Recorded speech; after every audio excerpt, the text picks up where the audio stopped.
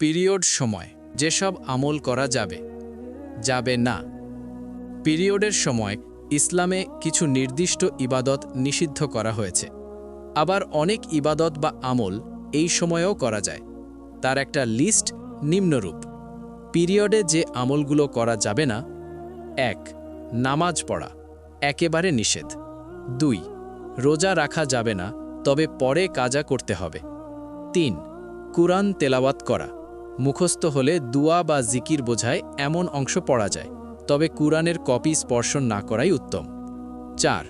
তাওয়াফ, হজ বা উমরার সময় কাবা শরীফের চারপাশে ঘোরা, বৈধ নয়।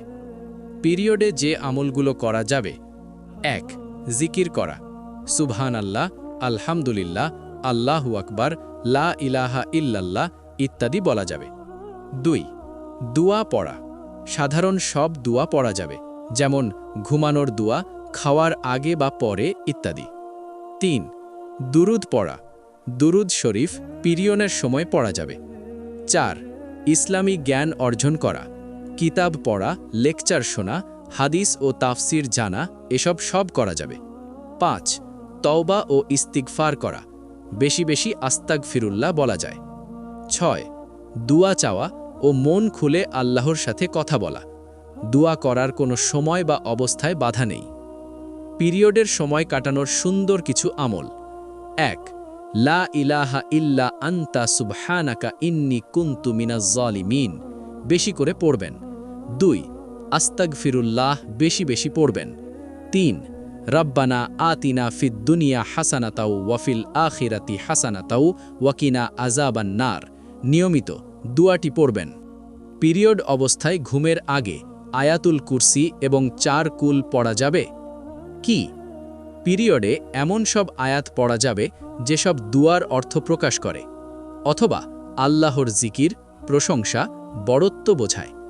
এ অবস্থায় এমন কোনো আয়াত পড়া যাবে না যা দ্বারা আল্লাহর নির্দেশ এবং নিষেধাজ্ঞা, পূর্বের অথবা ভবিষ্যতের কোনো ঘটনা অথবা ঘটনা সম্পর্কিত তথ্য বোঝায়।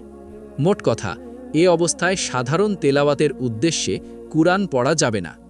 উল্লেখিত মূল নীতি অনুসারে আপনি যদি চান জিন এবং শয়তানের ক্ষতি থেকে সুরক্ষার জন্যে বা নিয়তে পিরিয়ডের সময় ঘুমানোর আগে আয়াতুল কুরসি বা সূরায়ে নাস ও ফালাক ইত্যাদি পড়তে চান, তাহলে সেটা জায়েজ আছে। তবে সূরায়ে ইয়াসিন, সূরায়ে মুলক ইত্যাদি সূরা পড়তে পারবেন না।